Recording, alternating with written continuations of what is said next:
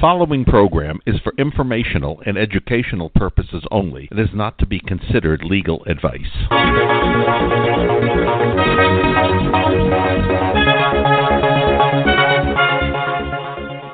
Fraudsters Radio was created to expose the many scams and frauds that have so infected society today.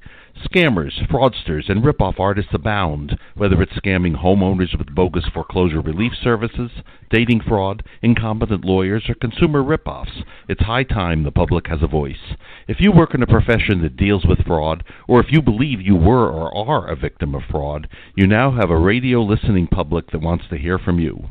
Please feel free to message us through our Fraudsters Radio Facebook page, and we may have you on the show as a guest. If you'd like to call in for today's show, the number is 646-668-8512.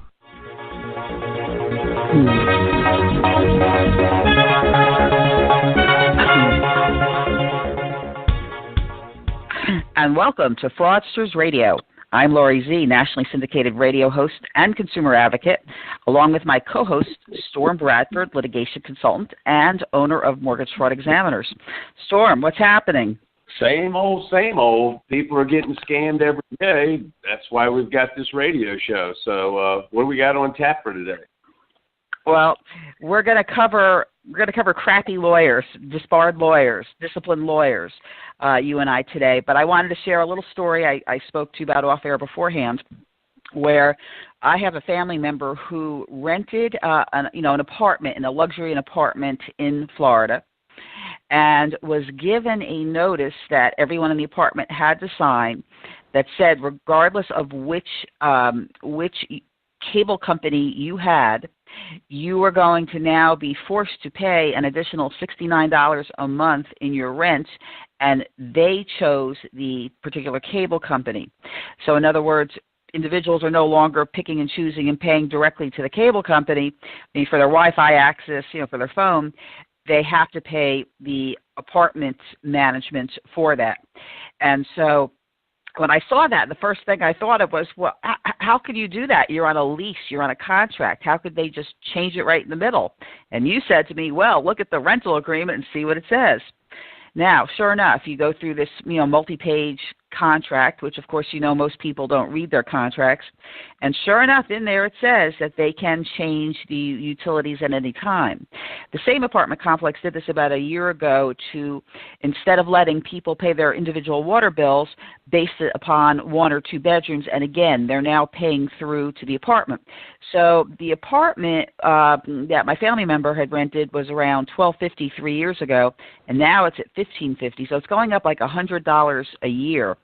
But I was, I guess you could say I was surprised to see that it was in the rental agreement, and I'm going to assume a lot of these big companies that own these apartment complexes are going to keep doing that because obviously they're getting some type of a bulk rate deal, and it's another way for them to make money. The problem becomes in the situation of my family member when they can't get the cable service set up to work properly, and they've had 10 people there in 3 days. And so my family member did get a credit back for the first month, but unfortunately she does not have a smartphone, so she's relying, because she's older, she's relying on a desktop in order to get her email, which includes email from doctors. So I sit here and I go, well, okay, you're allowed to do that, but now the question is the lack of customer service. When you do this type of situation, you're a renter, a tenant, you can't call the cable company directly. You now have to call the office management, of which consists of very few people. Maybe 2 or 3 people work there for an apartment of 400 people, many of whom are really upset over the situation and the fact that they can't get service. And so I find it disappointing that companies are doing this to make more money for themselves, but they really don't care about the people or about the service that they're not really providing. They're almost making it worse by forcing people into a situation rather than choose their own. And so I'd like to hear your thoughts on that.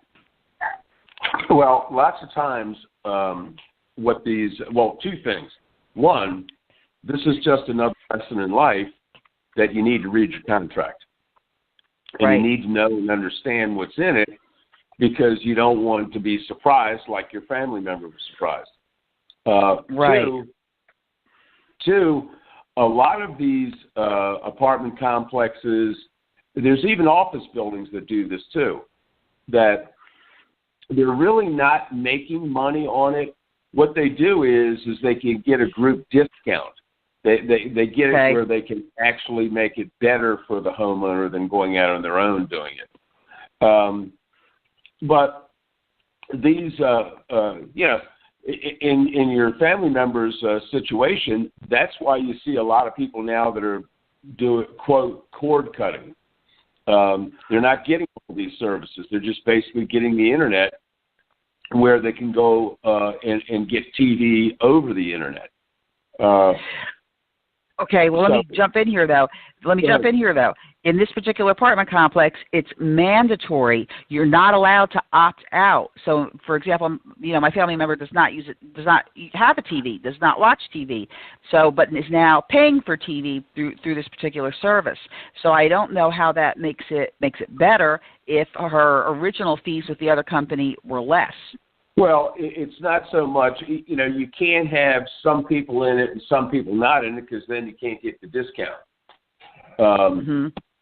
So, that's why they try to, where everybody has to be part of it and in order to use it. Now, if that family member doesn't want to use all of the service, well, that's their decision. They can just go with part of it or whatever the case may be. But most people, I don't watch a lot of television myself. I might want to look at the news to see what's going on with the news or something like that, maybe watch some sports program. But, television as a rule to me is most of it's a lot of crap, and the news is a lot of crap. Yes, I agree.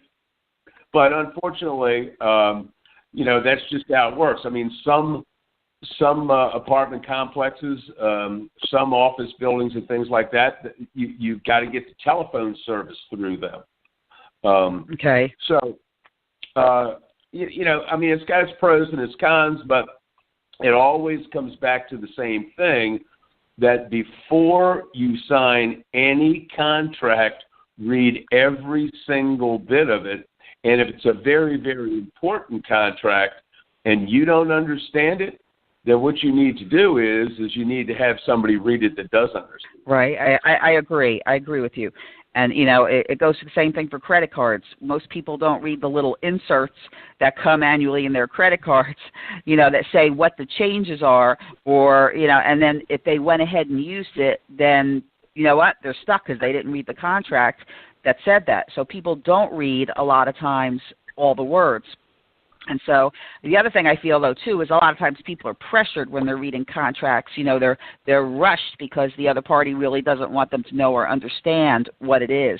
And I think that's where you have to say, I'm entitled to read every single word. And if this contract is multiple pages, yes, you're going to have to sit there and wait until I go through every single word. That's what I think people should be doing and not be intimidated into rushing through it. Oh, absolutely. And let me tell you something. I hear people tell me all the time, well, wait a minute. I didn't understand the contract. Tough tit. You go into court and you breach that contract because you didn't understand it. And you go into the court and you tell the judge, well, judge, I didn't understand it. That judge is going to say, excuse me, is that your signature? Well, yeah, it is, but I didn't understand it. Well, if you didn't understand it, you had a lawyer read it first before you signed it. But you're obligated under that contract because you signed it. Right. Well, but another issue too, Storm, of contracts, especially like in real estate or even with cars. People, it's not written most of the time in layman's terms. It's written in legalese. Most people are not attorneys, and many people don't understand the wording or what it means or how it can be interpreted in that contract. And so what I would think companies would do is have something that's simple, in layman's terms, that the average person can read. Not everybody reads at a high rate like you and I do. Some people read at a lower level. And, they may read at a 5th grade level, an 8th grade level, 12th grade level. But I think you have to put things like, for my business, I have things in very simple wording. There's no way you could not possibly understand what it says. Whereas if I put it in all legalese, well, probably nobody would sign it because they'd say, I don't understand it. But mine's only like a 1.5-page contract. You have some of these big contracts, people don't understand what it is. And so, in the case of homes, they go to closing, and I think in Florida you're supposed to get a copy 3 days before, which I've never seen happen. You show up at closing, and they're like in a hurry to get you through. And if you were to actually sit there and read all of that stuff, it would take hours. But no one seems to care. Well, that's why with car loans and home loans and things like that, you have a 3-day right to rescind for any reason whatsoever. Any reason whatsoever. So you get home and you didn't understand stuff, you have a family member or somebody that does understand things, they can read it to you. If you don't like it, then you can get out of the contract. So that's why they have these laws that people can do this. But I can give you a little trick to use that I recommend for people all the time is almost everybody now has a cell phone. And almost every cell phone has the ability to record. And what I tell people to do when you go in and you're sitting down signing a contract, let's say it's for a car. And usually you go in, you talk to the sales guy, and then you go in and you talk to the finance people. And when you go in and talk to the finance people, my advice is pull out your cell phone and basically put it on record and ask that person, that finance person, questions about certain things and have them tell you what it means. Now, if what they tell you is incorrect, you've got them. If what they tell you is correct, at least you know the terms of the contract and get up and walk out if you want. But again, with every transaction like that deals in cars and homes and things like that, there's a 3-day right to get out of that contract for any reason. Gotcha. And, another thing I do, I have a recording application on my phone. So if I call a customer service number, and I want to speak to a customer service rep because I have a problem, they usually typically announce their recording. Well, here in Florida, you have to announce your recording. So if I'm just making a regular customer service call, I haven't had a problem with this, by the way. I'll just say I'm recording this call also so that we have no misunderstandings. That way I have everything. And also I can go back and listen to it and take notes. But I just got a notice from the application on my phone that looks like they may not be able to operate anymore. I guess there may be a new law passing. I'm not sure. However, I do know if you're calling a debt collector and trying to negotiate and you tell them you're recording the call, they hang up. They won't allow you to record the call even though they are recording the call.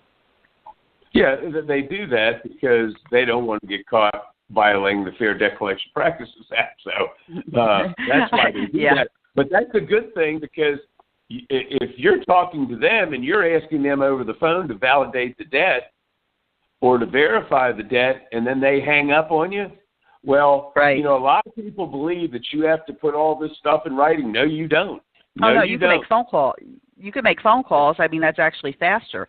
But when it comes to recording it, with a debt collector, they don't want to do it. First words out of your mouth. They say, look, I'm a debt collector. I'm calling blah, blah, blah, blah. Oh, great. Glad you called. I wanted you to validate the debt anyway. And by the way, I'm going to record this conversation too. When they hang up on you, they fail to validate the debt. They just violated the Fair Debt Collection Practices Act. Good. I like that one. That's a good one to know. Let's do this. Let's do a commercial break. So when we come back, let's talk about the crappy lawyers, the troublesome lawyers down here. So we'll be right back. Stay with us.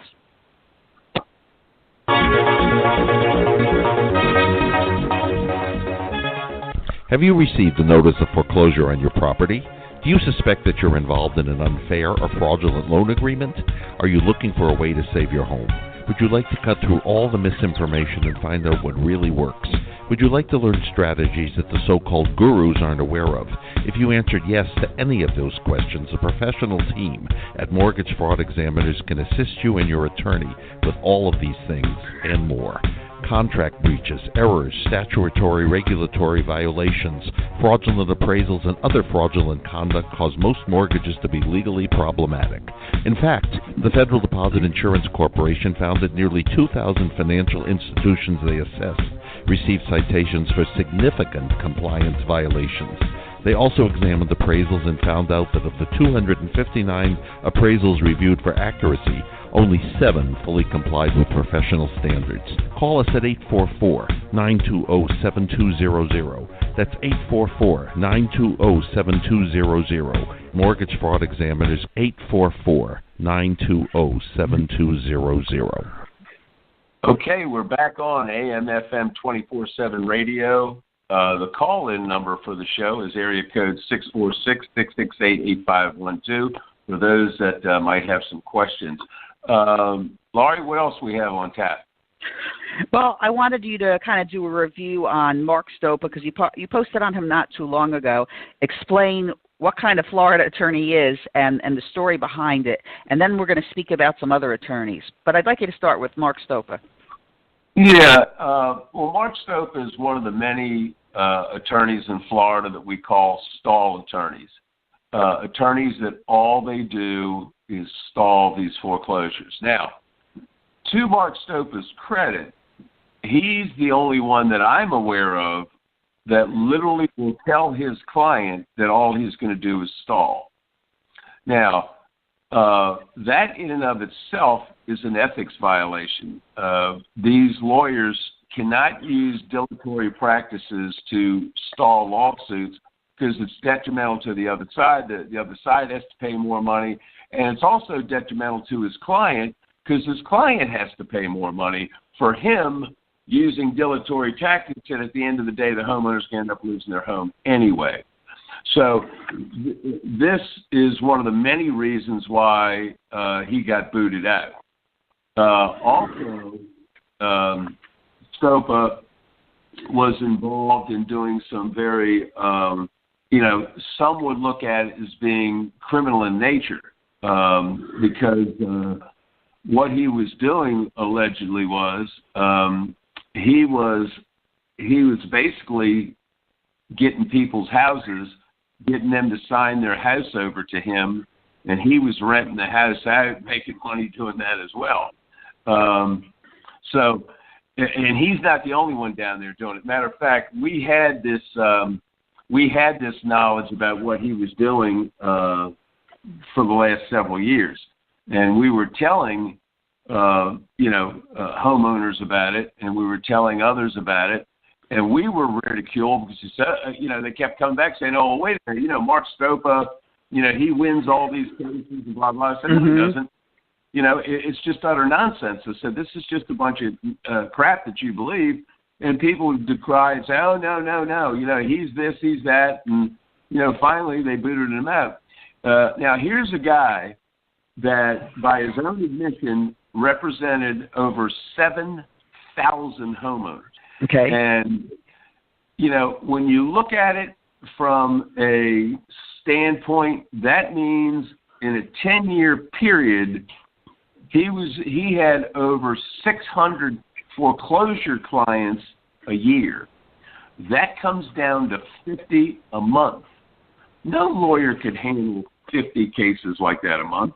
And that was part of what he was doing is, and what all these stall attorneys do is basically Joe, the homeowner, comes in, he sits Joe down, relieves him of, $3,500 up front or whatever he's charging as an upfront fee, and then $1,000 a month, sends Joe, the homeowner, on his way, calls Susie's secretary in and says, "Hey, Susie, that last answer in grounds of defense we used? Yeah, take that guy's name off of it, put Joe's name on it, bring it in here, I'll sign it, you take it down and file it."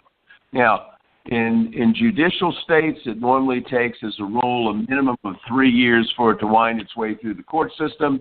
So here's the attorney makes upwards of $40,000, and the end of the day, they may have had 1 or 2 telephonic hearings, 3 or 4 telephonic hearings, wherever the case may be, and then the homeowner gets foreclosed on.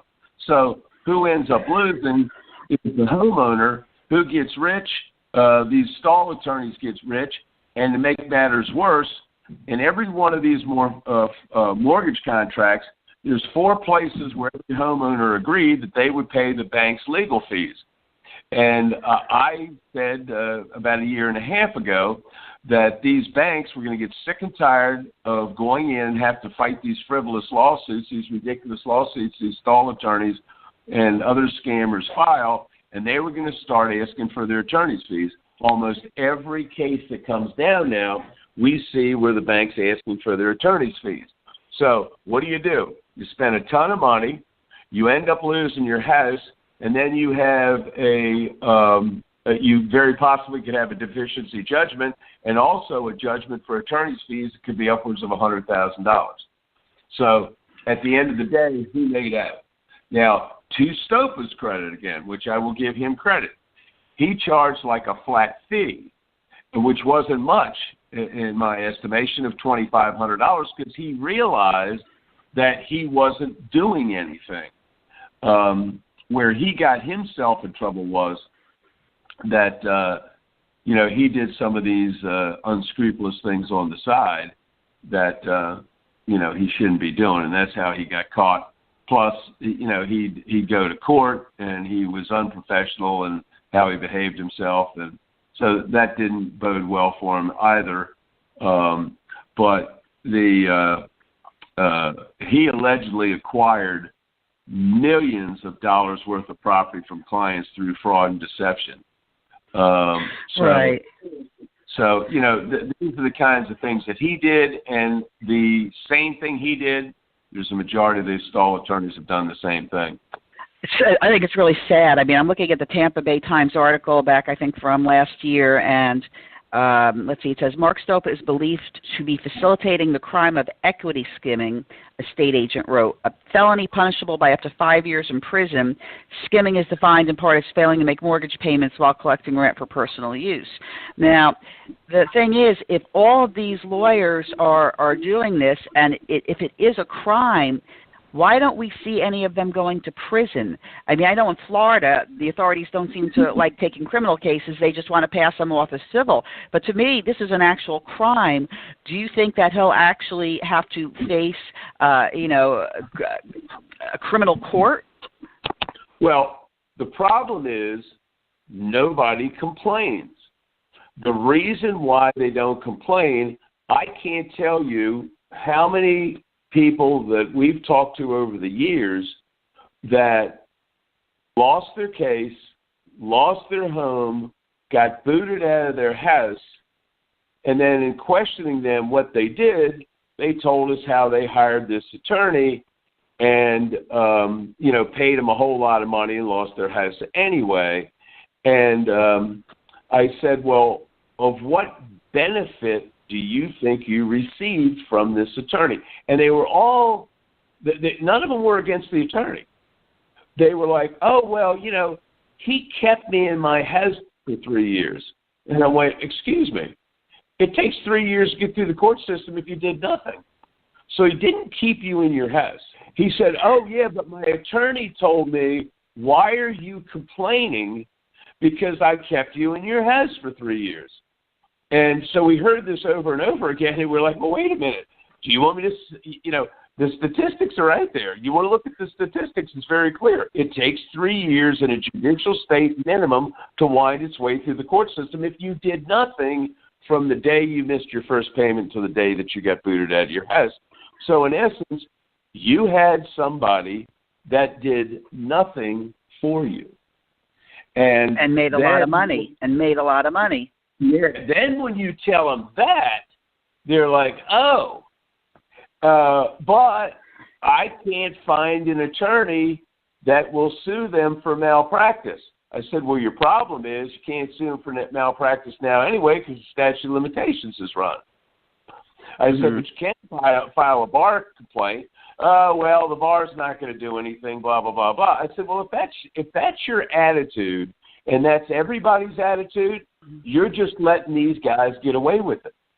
We tell every single person that calls us, go file a bar complaint if you paid your attorney a bunch of money and still lost your house because they committed malpractice. Because how many attorneys have I got them to agree that by failing to analyze that mortgage transaction, they were committing malpractice? They're clearly committing malpractice.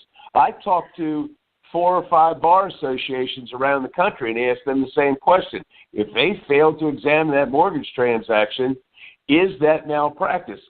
Same word used by every one of them. Absolutely. That's the problem. I would love to see if you would call the Florida Bar, because remember, we did invite the Florida Bar to be on the show to do a show about malpractice, and they declined doing that show, which I found really odd. They copied and pasted their ACAP program over to us, but they did not. They declined being on the show. And that, to me, was sort of a sign to tell you, Storm, that maybe in other states, maybe it's a little bit better. But in Florida, people refer to the bar as the brotherhood, and they stick together. And so when you have all these... Here's the problem, Laurie. Here's the problem with that. Sorry to interrupt you, but here's the problem with that. Yep. Is that these bar associations, first of all, a lot of agencies and things like that have spokesmen, okay? And then, because we've dealt with it with the IRS, we've dealt with it with the FBI and stuff like that. You got to go through their, PR department, that kind of stuff. And then you may and then you may get a spokesman that may know or not know what's going on. The problem with the bar down there is what you have is most bar associations. I don't know of any that don't. But it could be like anything else. There's an exception to the rule. But as a rule, these bar associations have an ethics attorney on staff that day to answer any questions for lawyers and things like that. They really don't have anybody that can sit there and will give you legal advice. They're basically going to say, well, look, you can hire an attorney and go to him and ask him, blah, blah, blah, blah, blah, blah, blah. But here's the key. With what Stopa has allegedly done, and we have the same evidence that they have that he did do it, and several others have done the same thing, the homeowners aren't even aware of what they did. That's the key. Right. They don't know they got swindled out of it. Now, you have guys like Neil Garfield. He belongs in prison. My opinion, every one of these stall attorneys should be at best, be disbarred. At best. Because they've just ripped off all of these people. Look at the statistics. The Federal Deposit Insurance Corporation sent their bank examiners out, and their bank examiners found that 83% of the mortgage contracts had problems, and in addition, 76% of the appraisals were bad. Okay? Right. So what is the chance that you as a homeowner have something wrong with that transaction? It's just like our company, Mortgage Fraud Examiners. We've never done an analysis ever that we didn't find some wrongdoing caused by somebody, because we analyze contracts. These stall attorneys don't. These scam securitization auditors, forensic loan auditors, chain of title auditors don't either. It is contract law. You got to read the contracts. So, unfortunately, again, it all comes back. What's in the contracts? Like that commercial, what's in your wallet? Well, what's in your contract? If you don't know, you've left yourself open to getting screwed. Agree.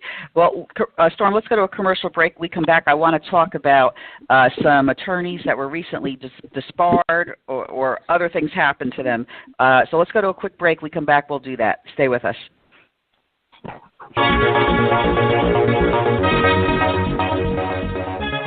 There is a very high likelihood your mortgage contains an extensive error. At Mortgage Fraud Examiners, we know just how costly a missed opportunity can be. For almost 40 years, we have consulted, retained, and referred to by attorneys, lawyers, trial practitioners throughout the nation. Put another way, we are the trusted source for litigation support. A foreclosure is basically an allegation the homeowner breached the contract by failing to make timely payments. The contract is clear. The borrower promised they would make timely payments, and if they didn't, the lender could take the property. The only way to overcome the homeowner's breach is to show the lender breached first, identify errors that would void the contract, identify regulatory violations, identify appraisal fraud and other fraudulent contact, and the only way to find these wrongs is to thoroughly examine the whole mortgage transaction. This meticulous examination of your mortgage transaction and appraisal can identify legal defects that would make your mortgage unenforceable and entitle you to compensation or even free title to your property. Call us at 844-920-7200. Mortgage Fraud Examiners, that's 844-920-7200. 844-920-7200. Okay, we're back on AM FM 24/7 radio. The call-in number is area code 646-668-8512. So, Laurie, we want to talk about some of these lawyers that have been either sanctioned or disbarred, or is that what we're into now? Yeah, exactly. From the Daily Business Review, which is from law.com, and this is just from, December of last year, so, not even a month ago. It talks about some attorneys like Miami criminal defense attorney Kenneth Joseph Kukek, who's been on the hot seat in the past for failing to comply with a suspension order. This time did not respond to Florida bar inquiries or appear for his disciplinary case. The bar claims Kukek did not answer phone calls or messages from a client with a post-conviction appeal. So I sit here and I look at this paragraph and I go, how could an attorney who's supposed to be held to a higher standard as an officer of the court not respond to Florida bar inquiries? Well, people can judge themselves accordingly in anything. If they're not going to answer to the group that they're in that can throw them out, if they don't, that's not real smart. Now, in this case, in a criminal case, this individual that didn't get his appeal done in time, he might get his case thrown out because that's clearly ineffective assistance of counsel if this guy didn't do what he was supposed to do. So there's all kinds of things that people can do. Now, I wanted to just before we get too deep into this, I wanted to read you this is from the Florida Rules of Professional Conduct, and it's Rule 4-3.2. And the title of it is Expediting Litigation. And it goes this way. It says, a lawyer shall make reasonable efforts to expedite litigation consistent with the interests of the client. Well, if this client in a mortgage situation is going to have to pay the bank's legal fees if it's not expedited, the longer it takes, the more money they're going to have to pay the legal fees to the bank. That clearly is not consistent with the interests of the client. It goes on to say, dilatory practices bring the administration of justice into disrepute. Delay should not be indulged merely for the convenience of the advocates or for the purpose of frustrating an opposing party's attempt to obtain rightful redress or repose. Now, again, in a mortgage situation, what's the bank trying to do? In the contract, the homeowner agreed that if they didn't make timely payments, the bank could take the house. Well, here's the bank trying to take the house, but here these people are stalling. And what is it doing? It's frustrating the opposing party's attempt to obtain rightful redress or repose. Then it goes on to say, it is not a justification that similar conduct is often tolerated by the bench and bar. The question is whether a competent lawyer acting in good faith would regard the course of action as having some substantial purpose other than delay. Realizing financial or other benefit from otherwise improper delay in litigation is not a legitimate interest of the client. So that's the ethics rules from the Florida. Right. Well, I understand that, but yet it doesn't. What you're reading doesn't match up to reality. It doesn't match up to reality. I know what you're saying, but it's not matching up to what's being done. Yeah, but so all these filing bar homeowners. complaints. See, nobody is filing bar complaints. That's the problem. I don't know. I sit here and I listen to, again, people that call us all the time. They got a guy down there in Florida. The guy's name is Neil Garfield. This guy is a total crook. In my view, he's a total crook that belongs in prison.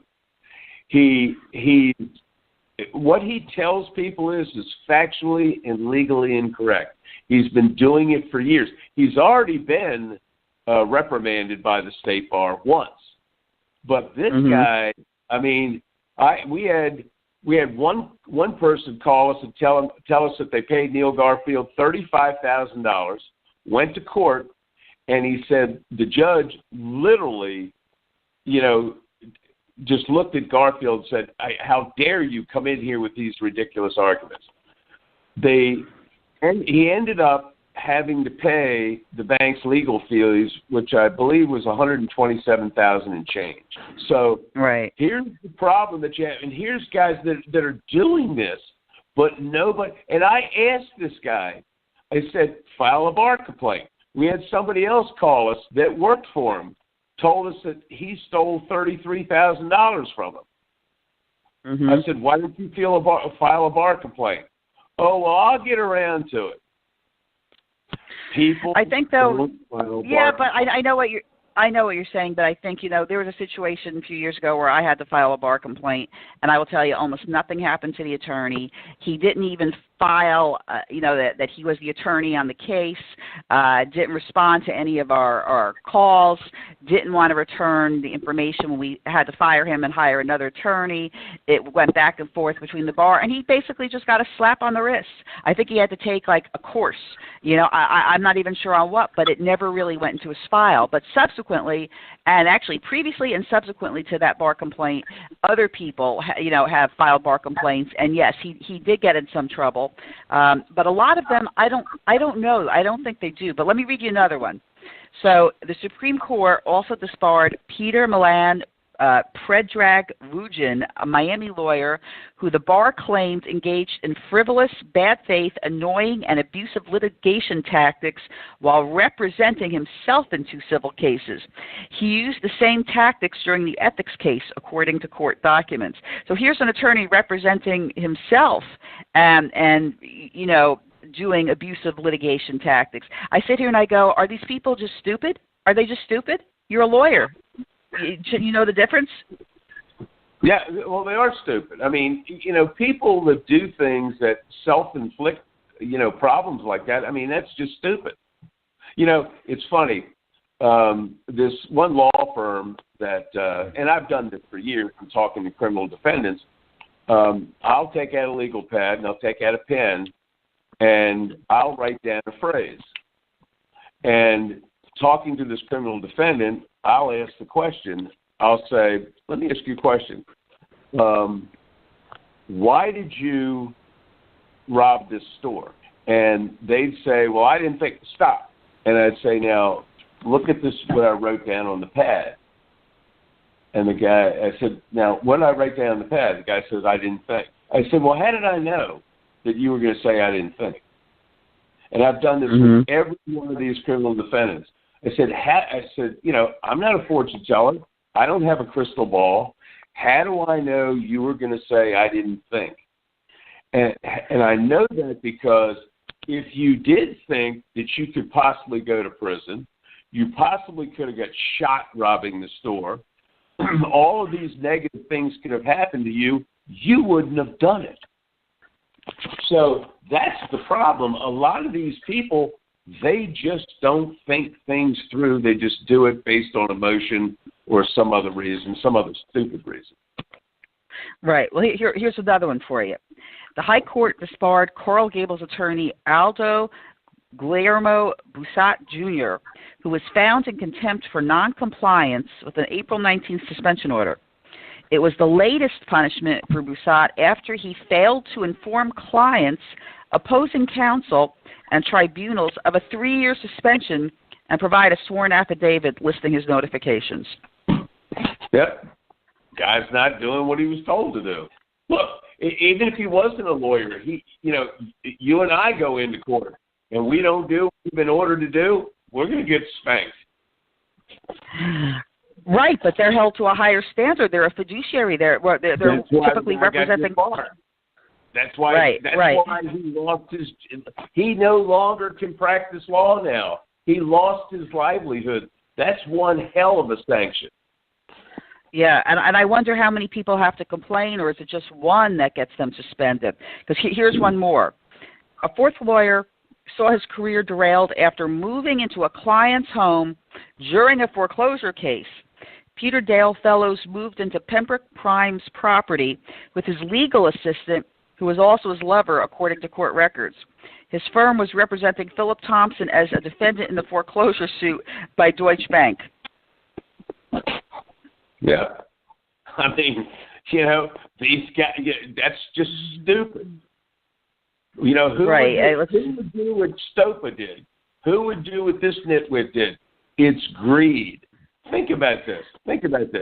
If we just used the amount of money that Stopa was charging, and I think it was $2,500, if we just used that figure of $2,500 times 7,000, how much money is okay? So they're looking, right, I understand. They're looking just to make the money and not to do the work.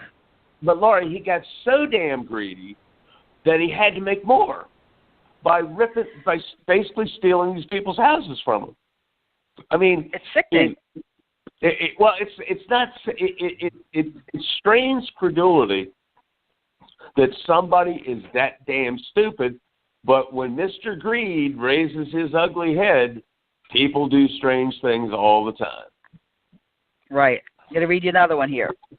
Also disciplined was Gregory Eric Schwartz of Hollywood, that's on the other side of Florida, who was accused of misappropriating funds belonging to a third party.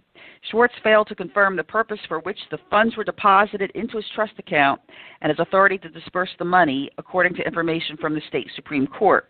He petitioned the High Court for a disciplinary revocation, which is tantamount to disbarment, with leave to seek readmission after 5 years. And so anything that has to do with putting money into a trust account or an escrow account for anyone that's a fiduciary, you hear these cases all the time, where they put the money into some type of trust. And then there was another, I can't remember his name, but there was another attorney locally here a few years back that did the same thing. He spent all the money. There was like $50,000 in a trust account for the client, and he spent it. And, yes, he did get disbarred. Yeah, that's a big no-no with bar associations, is when money goes into a trust account, you let's say you give an attorney $10,000. That $10,000 has to go into his trust account. He can only take that money out as it's being used. So let's say that he ends up writing a motion or something like that. So then he can now take $1,000 out of that trust account and leaves $9,000. Now, when that amount of money is used up, he can call you back and say, "Hey, I need some more money." That money has to go into the trust account. Sometimes you have elderly people that want someone to take care of their financial affairs, so they hire an attorney, and so he's got money in a trust account or has access to their accounts, and they end up stealing money or something like that. If you don't go to jail, which they do. A matter of fact, I had a law firm come to us a couple years ago, and this lawyer was indicted, and he was looking at going to prison for the rest of his life. And they called me in to help with his defense, and I got him off. Because the guy was innocent. It was actually his secretary who had stolen the money, but they indicted him, not his secretary. But at the end of the day, that's a big no-no. All right, and let me read you one last one before we go to break. A South Florida lawyer, personal injury attorney, Robert Reza Dixon of Miami, will be publicly reprimanded after a contempt charge for failure to comply with a court order to turn over about 3 years' worth of trust records. Well, I don't know how big a deal publicly reprimanded that is. I think that's usually just a meeting of a bunch of lawyers in the bar, and they reprimand him, they criticize him, they tell him what he did wrong. How come that just, but if you're not turning over 3 years' worth of trust records, to me that seems it should be more than a public reprimand at that point. Well, a public reprimand is really more than just a bunch of people getting together.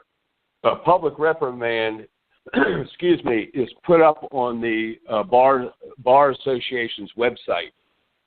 So you can look up, most bar associations, has there been any disciplinary actions, and you look it up, and that reprimand will be there, and it will tell you, just like it did in this article, it will tell you exactly what the guy did. So that Gotcha. You, as a consumer, can look at that and say, hey, do I want to hire this guy or not? So it does have an effect, but again, as you mentioned, and it is true, if there's a couple of things that aren't really egregious, well, if like when you called in, if it wasn't really, really egregious, they give him a slap on the wrist. But then if you have somebody else call in, same thing, somebody else call in, same thing, somebody else call in, same thing, now that's when he got spanked, because remember, as you just said, he then got into more serious trouble because he had several people do it. That's why we tell anybody that calls us, look, you need to file a bar complaint, because you're allowing, by not filing a bar complaint, you're allowing this to happen to your neighbor, to your loved ones, relatives, right, or whatever the case may be. It is necessary and imperative to do this. I agree. All right, well, let's do this. Let's go to one more quick break. We'll come back. I got a few more for you. So stay with us. We'll be right back. Consumers, do you have bad credit? Can't purchase a house or car? Paying too much in interest on your credit cards and loans? Scammed by credit repair companies? There is hope. You can get back on track and do it the right way. Call Credit Education Consultants today at 813-500-6064. That's 813-500-6064. Or go to crediteducationconsultants.com now and get the help you need. Don't delay. Call today. Mortgage reps and realtor inquiries are also welcomed. Okay, we're back on AM/FM 24/7 radio. The call-in number is area code 646-668-8512. And Laura, you have some more. I do. From the Florida Bar news release back in October, I look at them and I go, it just seems like so stupid. Okay, Kelly Andrea Bosker, following a September 27th court order, she was disbarred. She failed to comply with her prior disciplinary order. She practiced law while suspended. She failed to timely provide notice of her suspension to opposing counsel, the courts, and her clients, and she falsely advised the court that she had notified all parties of her suspension. Don't people think they're going to get caught when they do this stuff? Well, actually, she is one of these stall hacks down there in Florida. So okay, she got, because we had several people. I said, look, file bar complaints. And that's what they did. A lot of people filed bar complaints, and she got busted. We did the same thing with Stopa. File bar complaint. So he's going to get busted. We talk about Widener, Garfield, all these stall guys. Hey, file bar complaints. A lot of them lie with impunity. I mean, we had this one guy. I think it was Widener. Somebody sent me this article where he said he has saved thousands of homeowners their homes, plural. And right. The person that sent it to me, I said, well, that's nonsense. I said, because I know what arguments he makes, and his arguments are nothing but stall arguments, so he hasn't saved anybody's house. And so he said, well, look, how do we prove this? And I said, easy. I said, it could be easy. I said, is the county that he's in, do they have, can you look online and look at cases? And he said, I don't know. I said, well, let's go check it out. And we did.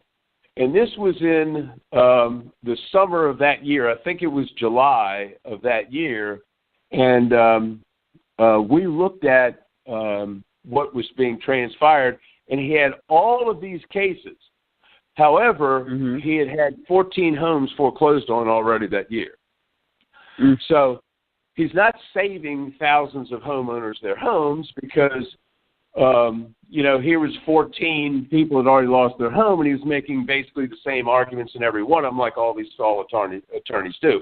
So that's the problem that you have, is that you have these guys lie with impunity. Most of what they say in a lot of circumstances is factually and legally incorrect.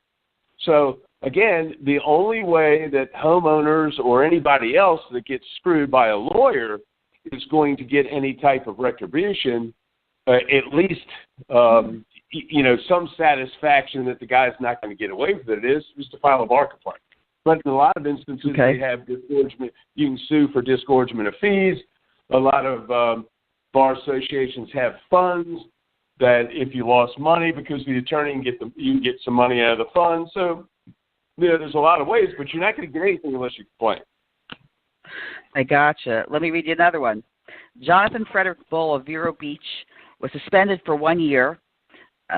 He failed to properly supervise non-lawyer employees.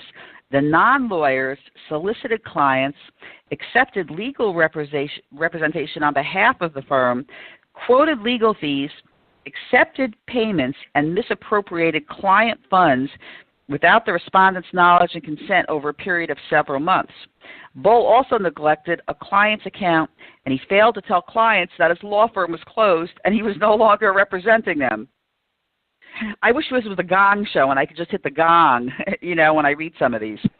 Well, that sounds like another one of these mortgage stall attorneys, because you have a lot of these scammers out there that what they do is, we can save your home, and we have all these attorneys on staff, and we have this and we have that, and blah, blah, blah, blah, blah. Well, no, they don't have anything. What they have is they have attorneys that they're giving work to, and these attorneys are violating the ethics rules because you're not supposed to pay fees to non-attorneys for finding them business. So, right. There's so much wrong, but again, if somebody thinks they've been screwed, it doesn't take much to file a bar complaint. Yeah, I don't know why enough people. Yeah, I don't know why people don't do it. Look, here is. Let me see here. Here is another one. Let me hang on a second here. Let's see. Oh, okay. You like this one? Sheldon Burnett of Bay Harbor Islands. He's publicly reprimanded following an October 18th court order. He continued to contact a represented party even after opposing counsel directed that all communications come through him. Burnett contacted the woman directly and did not copy her attorney on many of the communications. The correspondence referenced settlement offers, the substance and merits of the lawsuit, and possible legal theories and defenses. Many of the communications contained a threatening or harassing tone. Listen, I mean, if someone has an attorney, you have to go through their attorney, not through them. It's the attorney-to-attorney deal or attorney to the pro se deal. So I sit here and I go, did these people actually get a degree in law? Let me tell you something. I mean, yeah, I know that's funny, but I'm not a lawyer, but there are certain things I know. But I go, how did you get a law degree? Well, let me tell you, I've had a litigation support company now for 40 years, and we train attorneys and we write briefs, motions, affidavits. We do all this work. We help them with novel type defenses and things like that. And I deal with these guys every day, and I'm just telling you. 98% of them couldn't spell law if you spotted them the L and the W. So law is really, really, really simple. You come into a lawyer and he can go to his law books and look up in his law books to see what the answers are. You're a doctor, you better sure as hell know the answer if somebody comes in the emergency room. But these guys, they could just basically look stuff up. And a lot of them, I tell people all the time, I said, look, you need to understand something. You have people, the poor lawyers don't understand what they're reading, okay? Right. Good lawyers understand what they're reading. Great lawyers not only understand what they're reading, but they know how to use what they've read. That's the difference. Right. Well, that's why I think it's so hard. It's almost like you need a list of questions to ask. You should go in and ask questions, and you should go to the Florida bar and check to see if the attorney that you're hiring has been disciplined on one of these absolutely stupid things. I mean, could never hire a lawyer that I saw disciplinary action on against like some of these stories. And Storm, let me read you one last one here. Let's see. This one was. Okay, Thomas Anthony Sadaka of Kissimmee, suspended effective 30 days from an October 15th court order. In May, the state of Florida charged Sadaka with a scheme to defraud $50,000 or more, a first-degree felony, and grand theft of $100,000 or more, a first-degree felony. In September, he pleaded no contest to the lesser-included offense of grand theft of $20,000 or more, a second-degree felony. A trial court subsequently withheld adjudication of guilt and sentenced Sadaka to 10 years of probation. Sadaka was also required to pay court costs and restitution. The state dismissed the charge of scheme to defraud $100,000 or more. Well, I understand what that's saying, but I don't. It sounds to me like this guy should have been in a lot more trouble than he was. It's like he pled out. Well, that's what a lot of them do, is they plead out.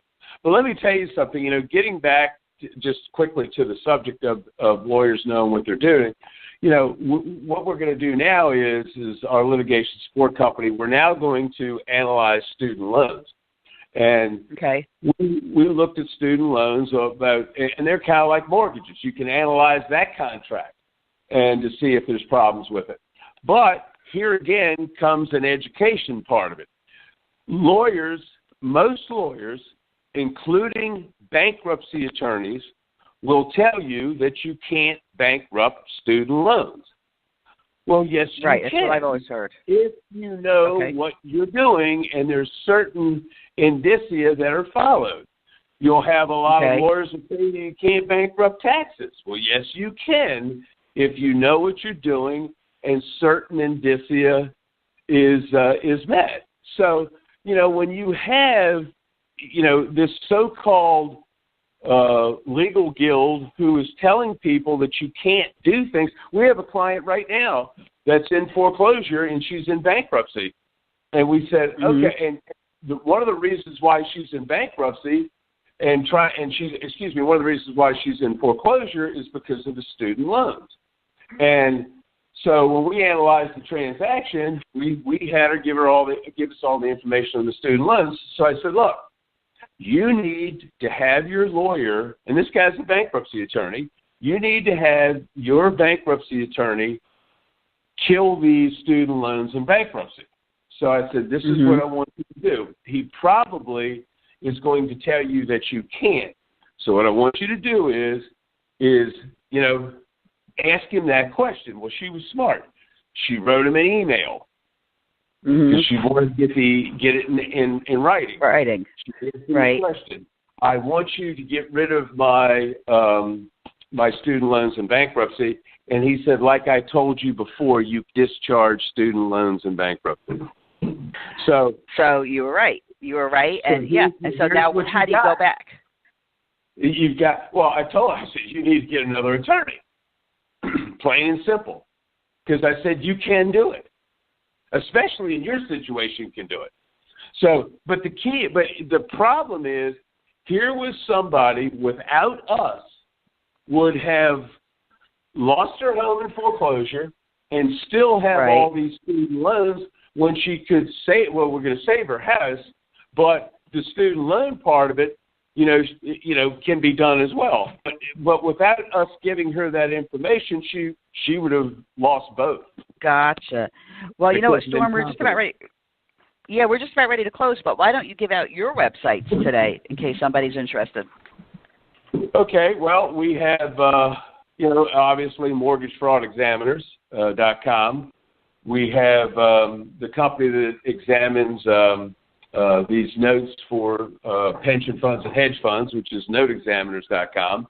The litigation support companies is lawpartneroncall.com. And we haven't gotten our website up as of yet, but it's going to be studentloanexaminers.com. But excellent. Here we are. Well, I think it was a really good show. I think you explained a lot.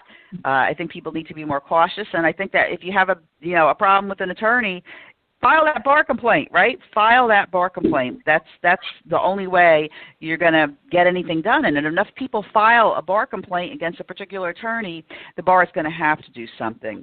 So, Storm, another great show, and we're going to do another show next week. So thanks for joining me, and thanks for joining us today on Fraudsters Radio. You can join us again next Monday from 1 to 2 p.m. Eastern Time live. Remember, we do want to hear your stories, and you can contact us through the Fraudsters Radio Facebook page.